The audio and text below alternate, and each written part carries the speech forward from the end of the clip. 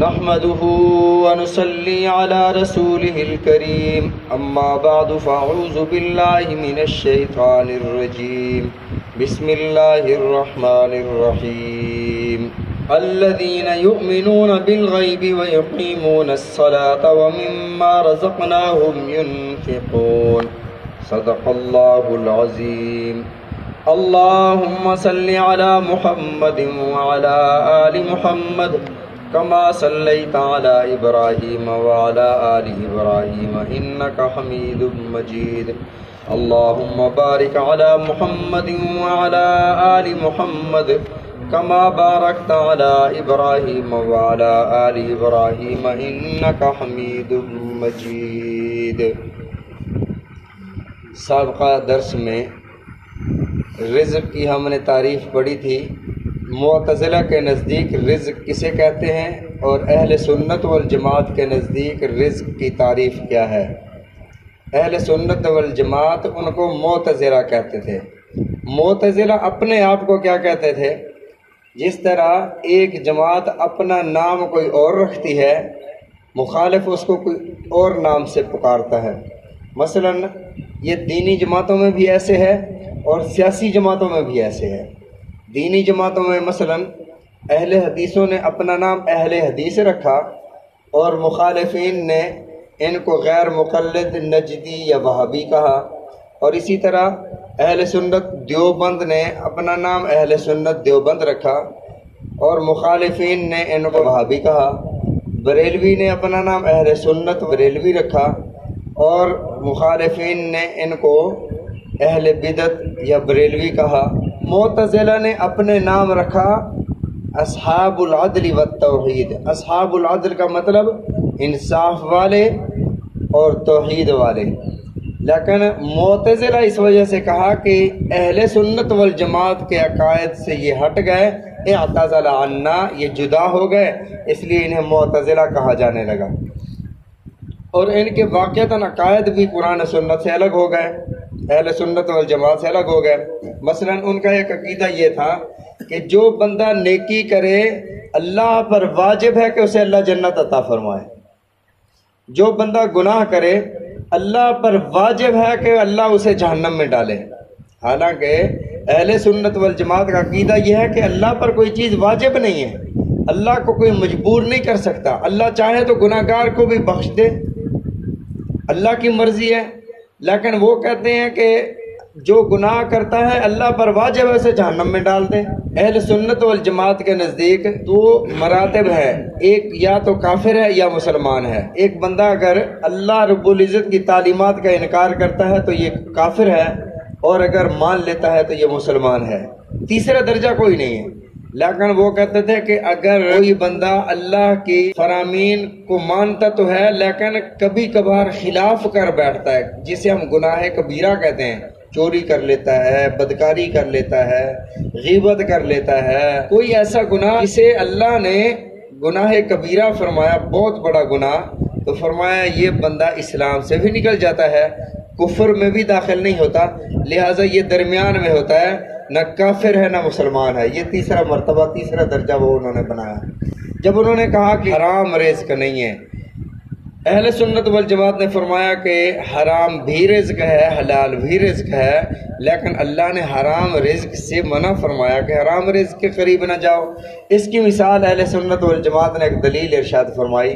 انہوں نے کہا کہ نبی علیہ الصلوۃ والسلام کی خدمت میں ایک صحابی حاضر ہوئے، عرض کیا یا رسول اللہ میں دف بجاتا ہوں، طبلہ بجاتا ہوں، گانے گاتا ہوں، اور اس پر میرا رزق، میرا روزگار ہے، مجھے گانا گانے کے علاوہ کچھ آتا ہی نہیں ہے، سارنگی بجا کر، یہ طبلہ بجا کر، گانے گا کر میں کماتا ہوں، اس کے علاوہ تو مجھے کچھ بھی نہیں آتا، تو مجھے آپ اجازت مرحمت فرمائیں کہ میں ایسے گانے گا کر رزق حاصل کروں جس میں فحش بات نہ ہو۔ تو اللہ کے نبی صلی اللہ علیہ وسلم نے ارشاد فرمایا، اللہ کے دشمن تو جھوٹ بولتا ہے، لَقَدْ حَلَّ اللَّهُ لَكَ رِزْقًا حَلَالًا طَيِّبًا، اللہ نے تیرے لیے رزق حلال مقرر فرمایا تھا، مَا حَرَّمَ اللَّهُ رِزْقَهُ فَاخْتَرْتَ، اور تو نے وہ رزق اختیار کیا جس کو اللہ نے تیرے لیے حرام کیا۔ معلوم ہوا کہ وہ بھی رزق ہوتا ہے جس کو اللہ نے حرام فرمایا، کیونکہ نبی علیہ الصلوۃ والسلام کا یہ جملہ ہے، آپ نے فرمایا تو نے اس کو اختیار کیا جس رزق کو اللہ نے حرام کر دیا تیرے لیے، حالانکہ حلال تیرے لیے بہتر تھا، تو حلال کا انتظام کر۔ تو معلوم ہوا کہ رزق حلال ہو یا حرام ہو ان دونوں کو رزق کہیں گے، البتہ حرام رزق سے بچنے کا حکم دیا گیا ہے۔ اللہ نے فرمایا مما رزقناہم ینفقون، جو ہم نے تمہیں رزق دیا ہے اس میں سے اللہ کی راہ میں خرچ کریں۔ تو خرچ کرنا تین اقوال ہیں کہ کہاں پر خرچ کریں، تو فرمایا کہ ایک تو صدقات واجبہ ایک قول، صدقات نافلہ دوسرا قول، نفقات واجبہ تیسرا قول، یعنی اس سے مراد یا تو صدقات واجبہ ہیں یا صدقات نافلہ ہیں یا نفقات واجبہ ہیں۔ ہر ایک کی تفصیل میں عرض کرتا ہوں۔ صدقات کی دو قسمیں ہیں، صدقات واجبہ، صدقات نافلہ۔ صدقات واجبہ زکوٰۃ، عشر، قربانی، صدقۃ الفطر، یہ صدقات واجبہ ہیں۔ صدقات واجبہ کے اللہ نے مصارف ارشاد فرمائے کہ یہ کہاں کہاں خرچ کرنے ہیں۔ یہ ہر جگہ آپ جہاں چاہیں روڈ بنوا دیں، جہاں چاہیں آپ نلکے لگوا دیں، خیرات کر دیں، ایسا نہیں۔